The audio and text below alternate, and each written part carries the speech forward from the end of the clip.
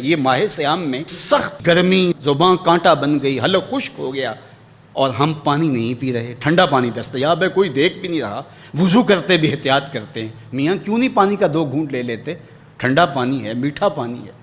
کہا ہم نے روزہ رکھا ہے، اللہ دیکھ رہا ہے۔ ماہ سیام میں ہم پانی نہیں لیتے، اس لیے ہمیں یہ یقین ہوتا ہے تنہائی میں بھی اللہ دیکھ رہا ہے۔ یار جو اللہ رمضان میں دیکھتا ہے وہ غیر رمضان میں بھی دیکھتا ہے۔ پانی پینے لگو تو دیکھتا ہے، رشوت لینے لگو تو تب بھی دیکھتا ہے، آنکھ بھٹکے تو تب بھی دیکھتا ہے، خیال بہکے تو تب بھی دیکھتا ہے، سوچوں میں آوارگی آئے تو تب بھی دیکھتا ہے۔ یہ یقین تمہارے ساتھ اگر جڑ جائے کہ تمہارا رب تمہیں دیکھ رہا ہے تو پھر گناہ کرنا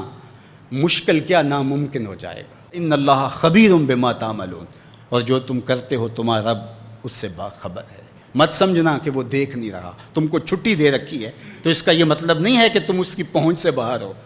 یا اس کی نگاہوں میں نہیں ہو۔ تمہارے ایک ایک لمحے کو وہ دیکھ رہا ہے، ایک ایک ساعت کو ملاحظہ کر رہا ہے۔ بند کمرے ہوں یا مخفی غاریں، تم جہاں بھی داد عیش دو تمہارا رب تمہیں دیکھ رہا ہے۔ کالے پہاڑ کی گہری غار میں چیونٹی چلتی ہے تو اس کے ننھے اور مہین پاؤں سے سینہ سنگ پر جو لکیر بنتی ہے تمہارا رب اس کو یوں دیکھتا ہے جیسے دیوار چین کو دیکھتا ہے۔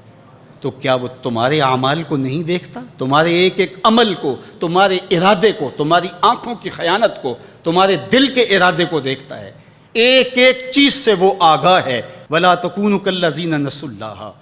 اور ان لوگوں کی طرح نہ ہو جانا جنہوں نے اللہ کو بھلا دیا، غافل ہو گئے، اپنی خواہشات کی زندگی گزارنے لگے۔ یہ جہاں مٹھا اگلا کس نے ڈٹھا، آرزوؤں کے نوکر بن گئے،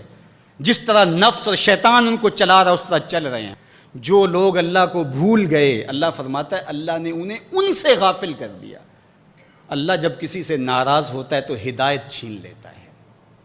اسی لیے ہمیں ہر روز ہر نماز کی ہر رکعت میں ہدایت مانگنی ہوتی ہے۔ اہدنا الصراط المستقیم، ہر روز مانگتے ہیں، ہر نماز میں مانگتے ہیں، ہر رکعت میں مانگتے ہیں، اللہ ہمیں ہدایت پہ گامزن رکھنا۔ اللہ جب کسی سے ناراض ہوتا ہے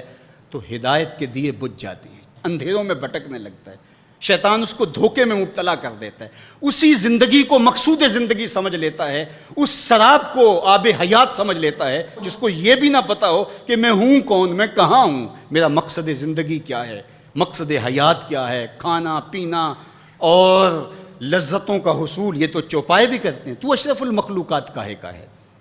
یہ زندگی تو ان کی بھی ہے کہ وہ اچھا کھاتے ہیں، تم تو 1 پاؤ بھر گوشت کھا لیتے ہو اور شیر روز 1 ہرن چاٹ جاتا ہے، وہ تیرے سے زیادہ کھاتا ہے، تیرے سے زیادہ طاقتور ہے، ہاتھی کا جسم تیرے سے کہیں بڑا ہے، پرندے ہواؤں میں اڑتے ہیں، مچھلی پانی کی تہوں میں اتر جاتی ہیں، عقاب کی نظروں اور بلندی پرواز کی دیکھنے والی ہوتی ہے، کرگس کہاں سے کہاں تک سونگھ لیتی ہے، ان کی قوت شامہ تیرے سے بڑی ہے، لیکن اس کے باوجود بھی افضل تو، اشرف بھی تو، اور اللہ نے اپنی نیابت کا تاج تیرے سر پہ رکھا ہے، تو تو مقصود ہے، تو تو مسجود الملائک ہے، فرشتوں کی پیشانی تیرے حضور جھکی ہے، تو اپنے آپ سے آشنا ہی نہیں ہے، تجھے پتہ ہی نہیں کہ تو کون ہے، تو خدا کو بھول کے سمجھا کہ میری زندگی آزاد ہو گئی، اب میں جو چاہوں کروں، میں خدا کا بھی انکار کر دیا، بھلا دیا اس کو۔ کہا جب خدا کو تو بھولا تو خود کو بھول گیا، زندگی کے مقصد کو تو نے فراموش کر دیا، اب بھٹکتا ہے ارض فلات میں، جنگل میں پڑے ہوئے خشک پتے کی طرح، جس کو ہوائیں کبھی ادھر اڑا دیتی ہیں کبھی ادھر اڑا دیتی ہیں، مقصد حیات کا علم نہیں ہے۔ خدا کو بھولنے کا یہ نتیجہ ہے جو تجھے بھگتنا پڑ رہا ہے۔